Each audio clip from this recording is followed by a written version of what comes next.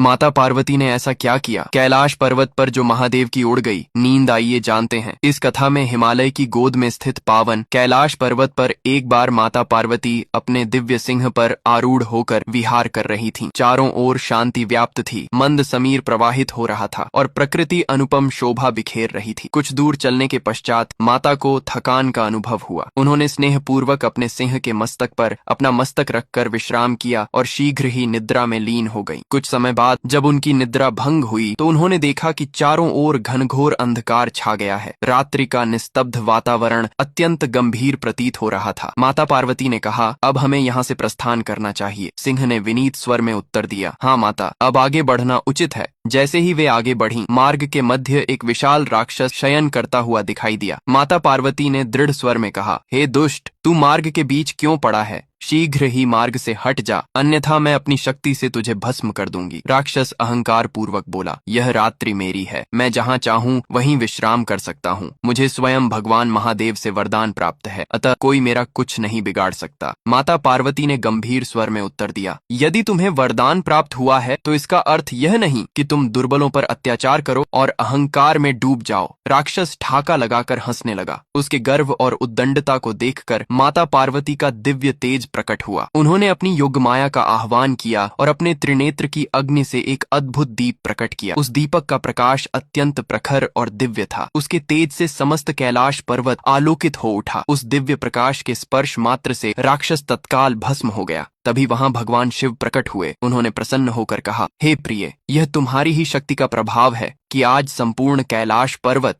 इस दीप के प्रकाश से प्रकाशित हो उठा है। तुम्हारा यह दिव्य तेज समस्त अधर्म का नाश करने में समर्थ है। माता पार्वती ने विनम्रता पूर्वक संपूर्ण घटना का वर्णन किया। भगवान शिव ने उनके मस्तक पर कर स्पर्श करते हुए कहा, हे देवी, जो भी सायंकाल अपने गृह में श्रद्धा पूर्वक दीप प्रज्वलित करेगा उसके घर में अंधकार, भय और दुष्ट शक्तियां प्रवेश नहीं कर सकेंगी। आज से तुम संध्या ज्योति के नाम से विख्यात होगी। यह कहकर भगवान शिव ने उन्हें आशीर्वाद दिया। माता पार्वती ने प्रसन्नता पूर्वक उनके चरण स्पर्श किए। उस दिन से दीपक का प्रकाश धर्म, आशा और सुरक्षा का प्रतीक बन गया। फिर भी महादेव बोलते हैं, जो भी इस कथा को सुन रहे हैं उसने लाइक और सब्सक्राइब नहीं किए हैं